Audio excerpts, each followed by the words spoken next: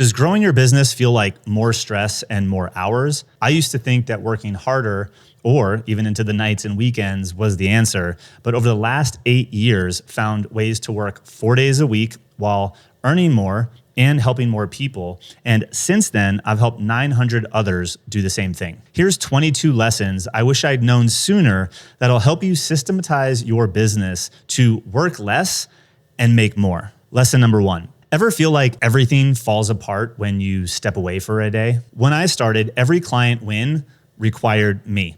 I had help, but the only way things moved forward was if I showed up. That meant if I got sick, went on vacation, or just wanted to create something new, everything paused. Early on in the business, I was on a family vacation, and it was when my now wife and I first told my parents we were gonna have a baby. After all the celebrations, I had to end it all early, head back to the beach house for a client call. It wasn't just deflating, it was an unsellable business. I couldn't grow, I couldn't breathe. I had built myself a job with a fancy title. And that's when it hit me. I wasn't selling a process, I was selling me. And that meant I'd never escape the work without replacing myself with a system. So lesson 1 is to design a service that delivers value without you in the room. Clients depending on you is your ceiling. Lesson 2, ever try to fix a broken offer by throwing more systems at it? I once built some beautiful SOPs for a service that I secretly hated delivering. It looked polished, but delivering it still drained me and the team. And on top of that, the margins were awful. If you're wondering what it was cleaning up people's automation tags, which was important, but extremely annoying. So instead of scaling profit, I actually scaled resentment. And that's when I realized SOPs don't save a flawed offer. So lesson number 2, make sure your offer is profitable before building systems around it. Lesson 3, ever feel like your service is drowning in custom work and endless documentation? When I first started, every client had custom scope. No 2 projects were the same. Proposals took forever. Delivery was chaos, and no one could help because nothing was repeatable. At one point, we even had 100 SOPs trying to cover every single edge case, writing SOPs for things we only did once every blue moon. It was complete and utter madness. I realized I didn't have a documentation problem. I had a clarity problem. Once I locked in one clear, productized promise, everything clicked. The service got easier to sell, easier to deliver, and required way less documentation. Most businesses try to systematize before they've even defined what they do consistently. So lesson 3, you can't systematize a service that changes every single time you sell it. Now, if this is hitting a little too close to home and you want help turning your business into a productized offer, we do exactly that inside of our program. I'll drop the link in the comments to learn more and apply to see if it's a fit for you. Lesson 4, hiring people to fix broken systems just creates expensive chaos. I hired a media buyer hoping they'd figure it out. Instead, they asked 100 questions. It wasn't their fault. It was that there was nothing clear for them to follow. I realized I had to build the process before plugging in the person. You don't always need a new team member, at least not yet. You need a machine first. So lesson 4 is to build the workflow first, then hire to run it. Lesson 5, ever try to step away from your business and then everything just stops? Early on, I was transitioning out of the agency model. Dan Martell, a client that I was working with, asked for something super simple and it hit me. Everything that they needed lived inside of my brain or my team's brain, not in any sort of system. And that's why when I tried to take a week off, I got pinged 10 times a day. I thought I had systems, but I really had become the system. If the work lives in your head, the business is fragile. You're not just a bottleneck, you are a liability. And that's when I realized your brain shouldn't be the back end of your business. If your business depends on your memory, you didn't build a system, you became it. Lesson 6, still holding off on hiring because the SOP isn't done yet? I used to think I needed every process perfectly documented before bringing someone on. So I waited, and then I did everything myself. Then I tried to onboard a client success person and realized that half of our delivery steps only existed in my head or muscle memory, and they couldn't follow what didn't exist. So I started shadowing myself for a week. While doing the work, I recorded every messy micro step and dropped it into a simple document.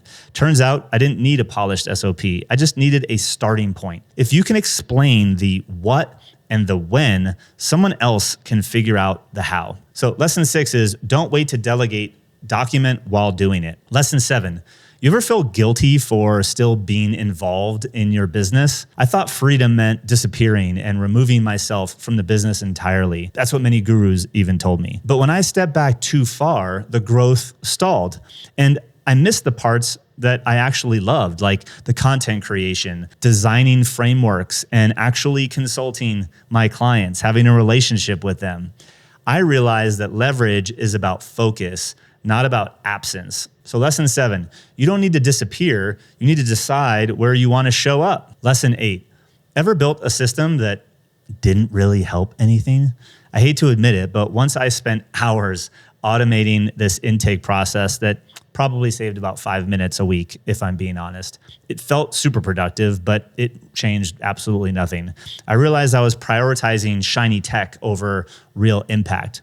Until it saves time or makes money, it's a distraction. So lesson 8 is if it doesn't remove you or grow revenue, it's just noise. Lesson 9, still explaining the same thing over and over. I kept getting the same questions from my team.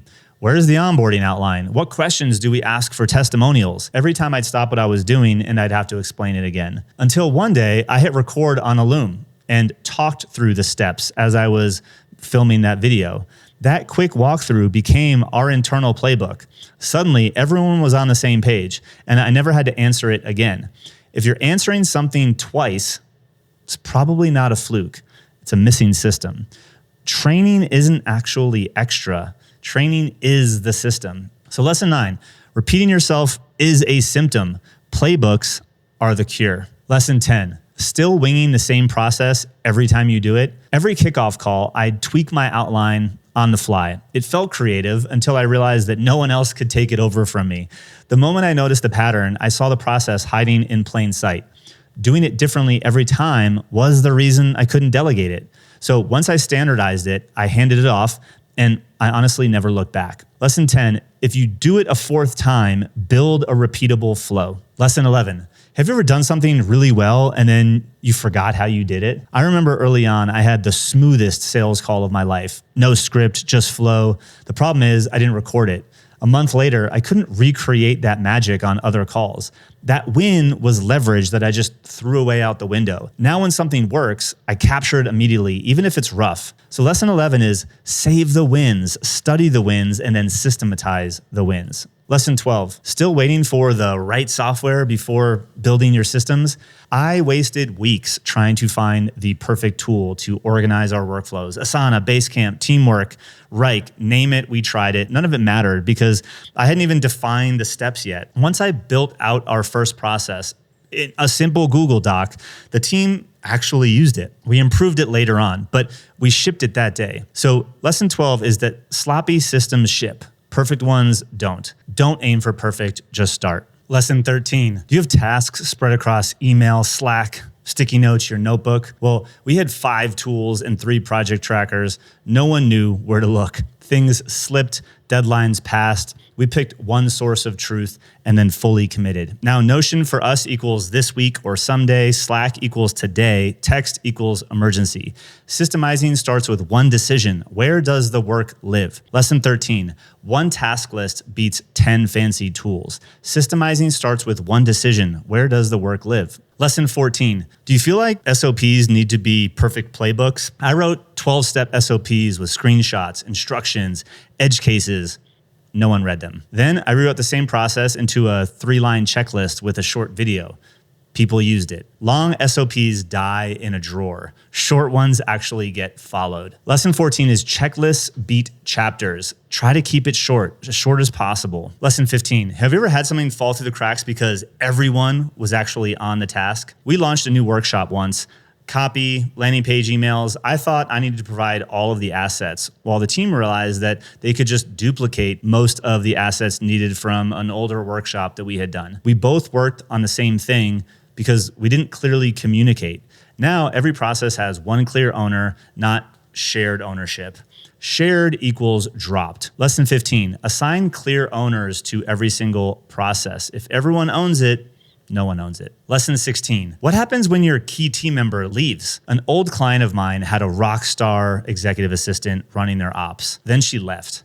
Half of his processes disappeared with her. Now he starts by assigning the role, not a person. So anyone in that seat knows what they actually own. Lesson 16 is start to assign by the role, not by the person, because roles beat names. Lesson 17, are you doing too much but don't know what else to delegate? When I finally listed everything I did in a week, I realized that I was wearing 6 different hats: sales, marketing, delivery, admin. Labeling my roles actually helped me see what I could offload first and to whom. So lesson number 17 is to label your hats now, even though you're wearing all of them, so that you can hand them off later. Lesson 18. Are you sick of one-off client support requests pinging you, eating up all of your time? I know that my team was drowning in quick Slack questions.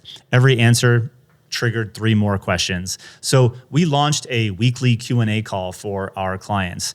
The support volume dropped dramatically. Lesson 18, host a recurring call to catch and answer those frequently asked questions and free up your time. They are like a release valve for the pressure inside of your client support. Lesson 19. Have you ever built a system that no one on your team actually uses? The amount of hours I wasted making sexy ass Notion SOPs or reference documents only to never reference it again is very sad, if I'm being honest. Nobody used it. Not even me. So lesson 19 is to build for usability, not aesthetics. So the lesson here is if the team doesn't use it, it doesn't exist. Lesson 20. Do you feel like your systems aren't improving anything at all? We had documentation for marketing, delivery, and sales, but nothing was actually tracked. I didn't know if there were things that were working or things that were broken. The moment we identified a few key metrics to each of the systems, like our lead to call percentage or the number of offers made or the number of referrals that we got that month, we started to improve upon them. So lesson number 20 is to attach 1 or 2 KPIs to every core process because what you measure improves. Lesson 21. Have you ever scrapped a system because version 1 felt too clunky? Most of the playbooks we used took longer doing them the first time. I've almost bailed on countless systems, but we stuck with it. We improved the rough, bumpy spots, and now they save us countless of hours each week and allow us to delegate the next thing we want to offload. Lesson 21 is to embrace that dip. Iterate your way to speed because your first system might actually slow you down, but V2 will set you free. If you want help building these systems, productizing your offer, or scaling with fewer clients and a lean team, check out the link below in the description. That's exactly what we do with our clients every single day. Lesson 22. Have you ever built a system only to then hit another new ceiling? Once our systems were humming, we had margin. Clients were happy. I wasn't drowning, but there was a problem. Everything still revolved around done-for-you client work. We had the core SOPs, we had clean delivery, we had a small team, but our growth depended upon how many clients we could manage before the next one. But I wanted to keep a lean team, not just keep hiring. That's when I realized we didn't just need smoother operations, we needed a product. Systemization gives us space. Productization gives us scalability. A systemized service is stable, but a productized service is scalable. Want to see how we turned our service into a $100K per month product? Then watch the video right here.